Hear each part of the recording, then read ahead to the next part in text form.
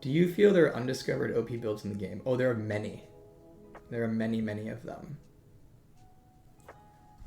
Like, let's go find one right now.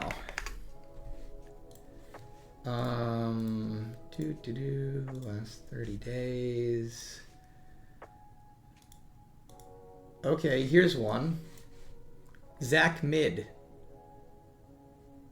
Highest win rate midway. No, that's actually, I sorted it wrong. Oh yeah, here's one. Zach mid, and probably also Singed mid. And you might be like, August, haven't you told us not to look at sample size? And you're right. Sample size is low on these, but let's go back in time. So that's what they look like right here. Let's go back to patch 1420. There's Zach again. Let's go back to patch 1419. There's Zach. There's Singed.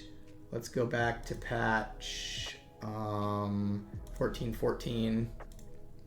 Oh, there's Zach again, right there. Like, I would bet money that Zach mid specifically is incredibly, incredibly powerful. And if you were to start maining it, you'd win a lot. And the reason I'm saying that's a hidden OP build is because no one's doing it. Like, I know some of you in chat are like, I know Zach is strong. And it's like, well, it doesn't seem to be like anybody's playing him in mid right now. And it seems like if you were to play Zach in mid, you'd be very successful. And so, like, that's one of the things that, like, can be, like, really strong that people don't know is if a character has a very, very, very, very high win rate in a specific lane with a very low play rate over multiple patches, the character is likely very powerful and somewhat undiscovered. And so I'll give an example of a character that has exhibited this in the past, Singed mid, actually.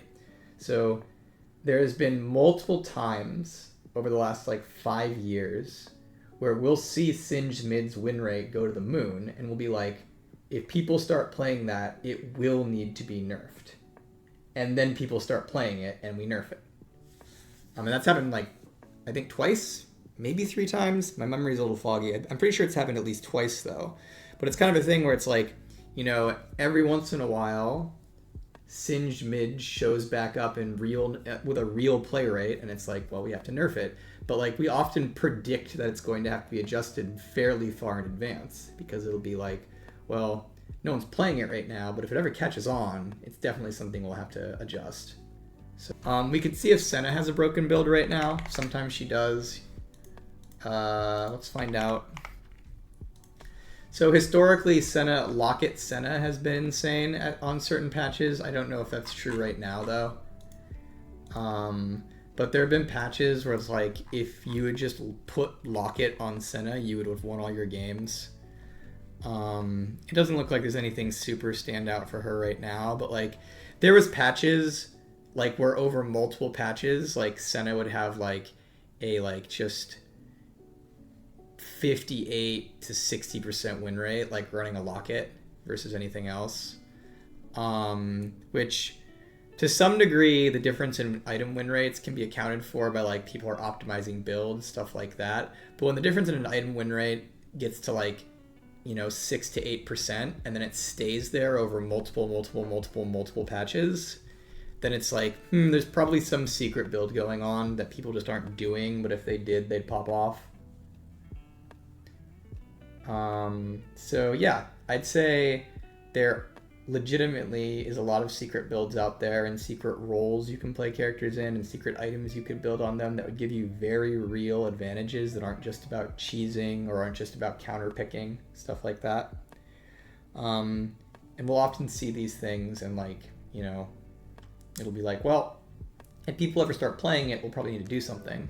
But again, when you're balancing a competitive game, it doesn't necessarily make sense to, like, pre-nerf things that, you know, haven't caught on in the community, right? Like, if you do that, you get, like, kind of like a feeling, a double problem of players feel like you're stifling creativity. They're like, what's the point of even trying anything if Riot just pre-nerfs anything that might be strong, right?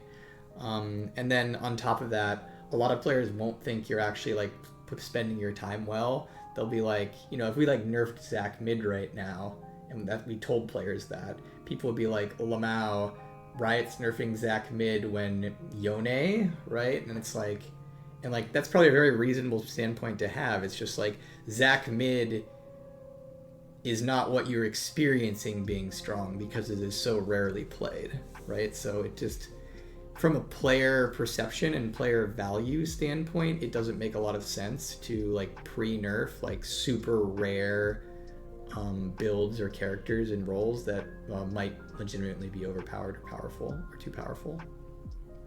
So, yeah. I had a coworker years ago. He was one of the highest rated rioters, actually. And every season, his strategy for being really, really, really good at the game was fairly straightforward. He would go to the data site of the time. He would sort by all ranks. He would go to top lane, because that's what he played. He would sort by win rate. And he would find the highest win rate, lowest pick rate character in top lane. And he would be like, okay, Anivia top. That's my one trick for the season. And then he would just get insanely good at that character, play exclusively that character in that lane, and just win all his games.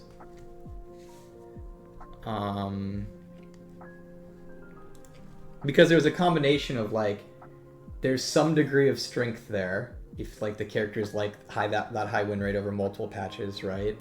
And it's a combination of people aren't going to know how to play against it and know what to do against it because it's so rare. And it's a combination because of if it's that rare, it's probably unlikely to be nerfed in those situations. In rare cases, people know something's strong but refuse to play because it's boring. Oh yeah, there's certain characters that even if they're strong, they're probably not going to catch on because like, you know, they're just not super enjoyable to play.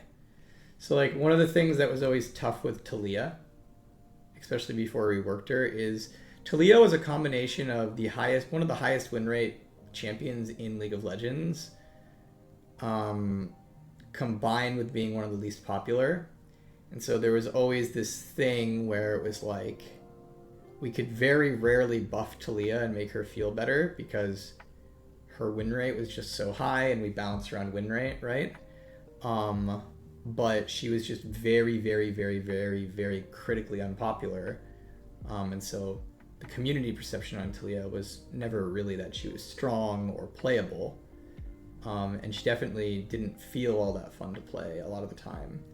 But our hands were kind of tied in terms of being able to like make her feel better because of just how powerful she actually was in terms of her ability to win games.